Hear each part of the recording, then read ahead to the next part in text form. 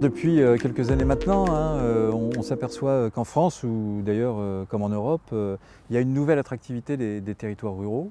On change de paradigme, on va dire, avec une tendance de fond qui est avérée depuis une vingtaine d'années. Ce que nous dit l'INSEE, c'est que les territoires ruraux retrouvent de l'attractivité démographique.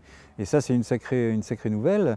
Encore faut-il savoir pourquoi il y a cette attractivité, qu'est-ce qu'elle nous dit finalement sur le fond, sur notre société, puis surtout s'intéresser à comment vivent les gens sur un territoire, pourquoi les gens veulent rester sur un territoire et pourquoi les gens arrivent sur un territoire. C'est quand même des tendances de fond qui sont pas anodines.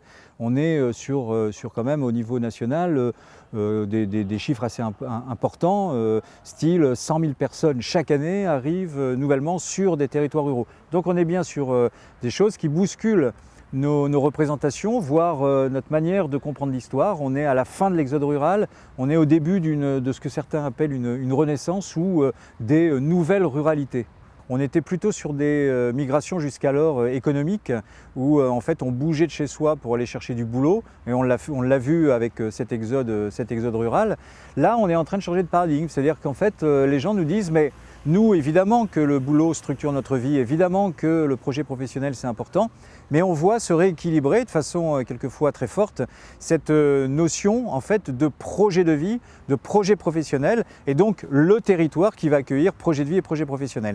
Nous on fait le choix de venir sur ce territoire à la fois dans un souci en fait de travailler autrement, de retrouver du sens dans notre travail, mais de retrouver du sens dans notre vie. Et quand on va sur les territoires, on va plutôt sur les territoires où on a l'idée que ce territoire il est émancipé, un territoire où on ne s'ennuie pas. Et donc ça veut dire que la culture, bien évidemment qu'elle est essentielle. La culture c'est ce qui fait qu'un territoire en fait est en capacité de pouvoir maintenir et accueillir de nouvelles populations. Aujourd'hui on sait, notamment à travers ces questions d'économie résidentielle ou d'économie de proximité, que c'est un moteur essentiel du développement des territoires. Et donc cette capacité en fait à fabriquer de l'économie, elle est donnée et portée par les humains.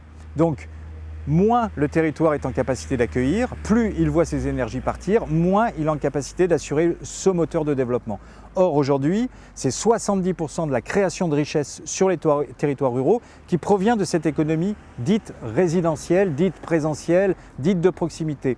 On voit bien là l'enjeu essentiel de dire notre territoire, ce n'est pas un territoire résidentiel ou ce n'est pas un territoire où les gens viennent travailler. Non, c'est un territoire où les gens viennent passer une vie, un moment de leur vie, toute leur vie, où ils veulent travailler et ça fabrique du développement local durable. Donc la culture, c'est le socle et à la fois un levier extraordinaire pour développer l'attractivité et la capacité de ce territoire à s'inscrire dans des marges de développement durable.